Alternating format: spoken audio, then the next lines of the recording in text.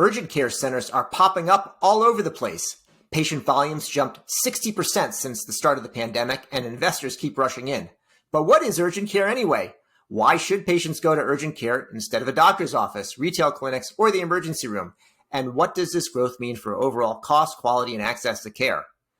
Welcome to CareTalk, America's home for incisive, and yes, sometimes even urgent debate about healthcare, business, and policy. I'm David Williams, president of Health Business Group. And I'm John Driscoll, the president of Walgreens. Well, David, I thought all care is urgent if you're looking for a doctor. What is an urgent care center? What is this urgent care thing?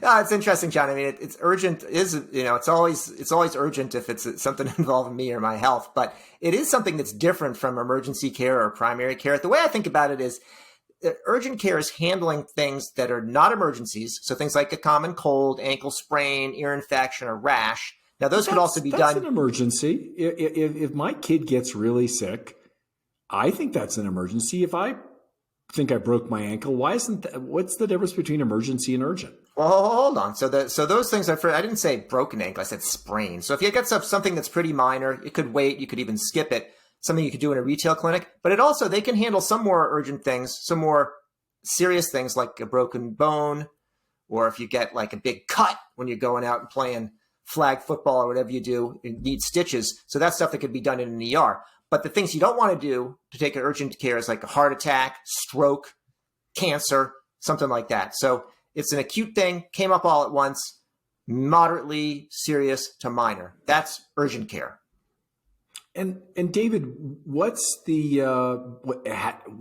going on with urgent care? Is it growing? Is it why is this an urgent topic for CareTalk? Yeah. Well, it's not an urgent topic because we could cover it at any time, and we could. It's not an emergency topic either, and it's not a primary topic. So, I was asked, is this a chronic topic? Chronic, Johnny. I was saying, I was asked, how many urgent care clinics are there? And the truth is there's about 11,000 urgent care clinics, and that compares to about 4,000 emergency rooms. And they've been growing about 10% a year in terms of the number of clinics. Now, it's a $50 billion industry as of this year, which sounds like a lot, although that is just a drop in the proverbial bucket within healthcare. $4 trillion, the Dr. Evil approach. And David, it's not that surprising that when your urgent care visit can cost as little as a tenth of what an emergency room visit would cost, that they're growing like crazy. I mean, if you look at the actual costs here, I think that the typical, even insured costs are like, $80 to $400, depending on kind of the nature of the visit, to $300 to $600 if you were just to go to a PCP, and it can be as much as 10 times to go to an emergency room. So doesn't it make sense that these urgent centers are growing as access points for care? John, I haven't heard that that cheaper things are growing fast in healthcare, especially when people are insured. It is an open question. That may be the urgent topic we should address. Okay, John. So, here's how I'd frame it. I'd say, is urgent care expensive? And how much does urgent care cost? Well, you gave one answer, that it's up to 10 times less expensive than the emergency room. However, the research shows that could be not such a good bargain. For one thing, you tend to have overprescribing. There was a study by Pew Charitable Trust in 2018 that showed that there's much more overprescribing of antibiotics for things like colds, flu, bronchitis, bacterial infections, or viral infections that actually don't need an antibiotic. So there's overprescribing. So that's a problem because it's ineffective care and you can lose the effectiveness of antibiotics. It may encourage more use of care overall. So the industry association talks about how 80% of the population lives within 10-minute drive of an urgent care clinic. Now, I guess it depends how fast you're driving. If you're driving like an ambulance at 100 miles an hour, nonetheless, the fact that it's so convenient means it might be used more. The same reason there's like a lot of Dunkin' Donuts around here, so they get used a lot, John. So David, that's one of the reasons. But you're blaming the fact that there are convenient access points to care where you can, generally be seen within an hour of the time you actually show up for your appointment. Compare that to the ridiculous challenges of even getting an appointment with a doc or a hospital, typically for what can be customary, but sore throat is, I think, the most. It's like 20% of, or sore throat and upper respiratory is 20% of all of the urgent care visits. But I think that's because I think the healthcare system doesn't actually respect or understand how inconvenient healthcare really is to access. And so maybe there's a little bit more antibiotic use and maybe that should be controlled.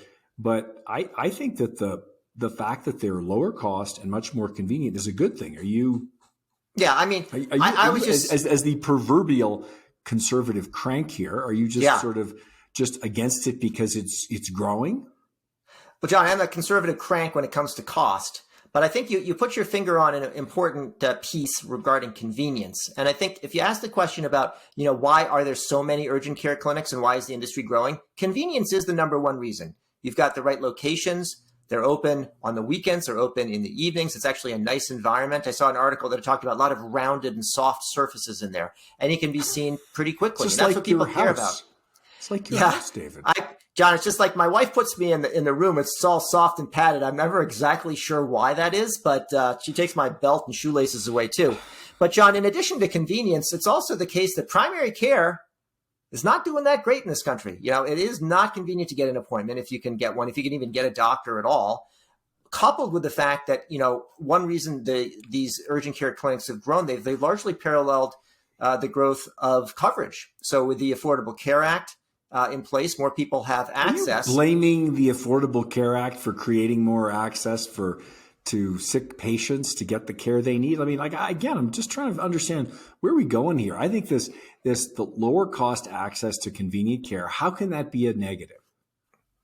Well, John, it depends who it's access for. Okay, so it's access to people who've got commercial insurance. In an emergency room, they have to take everybody who comes in. They might want to try to squeeze you after the fact and get money out of you, but you can go there if you're insured, uninsured, if you have Medicaid, if you're an undocumented immigrant. You try doing that at an urgent care clinic, you're not going to get very far past the door. Well, it's not designed for that, David. I mean, the emergency room was genuinely designed as the entrance point for a hospital, and it was historically, and it still is, the last line. But the challenge is that when you get use that access point for primary care, it's just titanically expensive because they have to run all of the costs of running the hospital through that emergency room, and as well as probably the costs of a lot of the uncompensated care. But I think that we are at a point now where we should acknowledge that the reason why they're growing is because urgent care centers get what the healthcare system doesn't, which is that people really value their time. And I think this PCP thing is a little bit of a canard, but I think the broader move towards fast serve, smart casual, like food. People are looking for convenience in every part of their life. The utilization of digital access like Amazon. People are used to shopping and getting what they want relatively quickly, and I think that the healthcare system just is not dialed into that perspective, which was probably different a generation ago when there were more single earners in households, and even though the women are still making the vast majority of healthcare decisions for the family, those women are working. And I think that the lesson for urgent care growth and profitability, I mean, private. This is a sector where hospitals used to own all the urgent care centers, and then doctors got in the game, and now a lot of it's private equity and investor owned. And it's a profitable part of the healthcare system that's growing at over 10% a year. I think it's 10.99% over the last few years. So it's healthy growth, and it exploded during COVID. Why did urgent care explode under COVID, David? Well, John, I guess the thing is, I was getting this sort of, fast casual dynasty. This is like the Paneras and Chipotles of the healthcare system. That's what urgent care is. I started to use Sweet Green, David. Come on, you got to be plant forward given the diets. That's very healthy, John. So I started to use urgent care centers, and a lot of people that I know did during the pandemic. And the reason is that, first of all, doctors' offices, never mind being able to get an appointment, they were just shut. And the emergency room, you think about going there, they didn't want anyone to come there unless you're dying or close to it. So COVID sort of closed off other options, and the urgent care centers generally stayed open, you could actually go there, and it was one of the few places, at least in my neighborhood in Boston, where you could get a PCR test done pretty quickly. So that was a big reason for it. And once people got habituated to using urgent care, they might use it again. So I used it again when I had an accident, and I went in and got examined that way, where I wouldn't have done that in the past. So I think it's pretty straightforward. John, I don't even know if that was a serious question, because I think it's blindingly obvious. Well, David, if that's so blindingly obvious, who owns these urgent centers? And what's going on there? There's a lot of drama around private equity and investor-owned healthcare assets, and that appears to be growing really fast here. It is, John. So these clinics have been around for a long time, as you said. Originally, hospitals and actually insurers opened them as sort of a more convenient alternative and less expensive to the emergency department. And then a lot of these chains started growing. So you have private equity that owns ones like Concentra and Care Now and MedExpress, WellNow.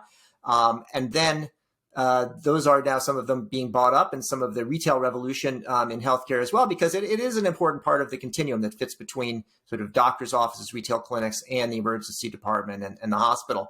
And as you say, the private equity firms have come into it. Now, why do they want to do it? Of course, it's not because it's lower cost, but because there is good profit potential, because they see the possibility of having convenience and having good reimbursement. Frankly, one of the issues, though, is that it does not cover everything in terms of equity and access. And this is one of the reasons you're seeing pushback on some of the private investment in healthcare, is that it may be stripping out some of the profitable parts of hospitals and leaving the hospitals to battle it out on tough turf. But let's be honest. The urgent centers used to be owned by hospitals. If they want to keep these members and patients, they would be opening more of them. They're really meeting a big consumer demand, David. You've got, the silver tsunami of 10,000 people turning Medicare eligible every day. And we are not minting doctors as fast as we are growing patients. And so I've got to think that that increasing access points for non-urgent care, and I don't really buy the distinction you make between emergency and urgent. I think, John, I'll take you. Listen, my emergency is your urgent, and it shouldn't be surprising that it's not a perfect sector, because it's just exploding right now, and it probably needs more clinical direction. But I think whether it's retailers getting into different aspects of the health system, like my own employer, Walgreens or Walmart or CVS, getting more involved in basically lowering the burden on docs and hospitals to care for people and give them the answers and the care they need, I don't see how that can be a positive. I mean, most of the urgent centers are staffed by, some are staffed by doctors, but a lot of them are largely staffed by nurse practitioners. And so you could see a world where there are multiple access points in multiple layers. Are you really worried about urgent care centers undermining the sainted doctor-patient relationship? Well, John, there is this notion that a problem with urgent care centers is that they do detract from the doctor-patient relationship.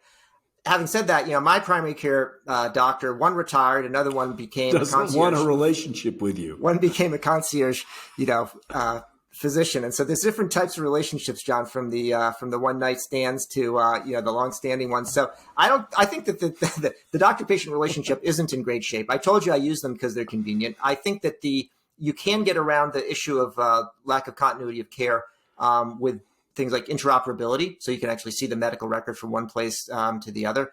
And look, they're good for. I like to use them, but I don't know if they're good for the system. How about you, John? You ever make use of an urgent care center, or is it big executive? I do, you probably have a mobile one that travels around following you, like the guy who had the second jet following him. You have a mobile urgent care center.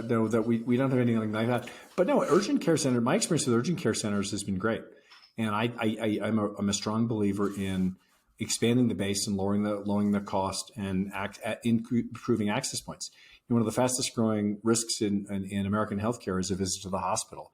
During COVID, it really scared a lot of people, like my 89-year-old mother, that a visit to the hospital could make her, put her at mortal risk.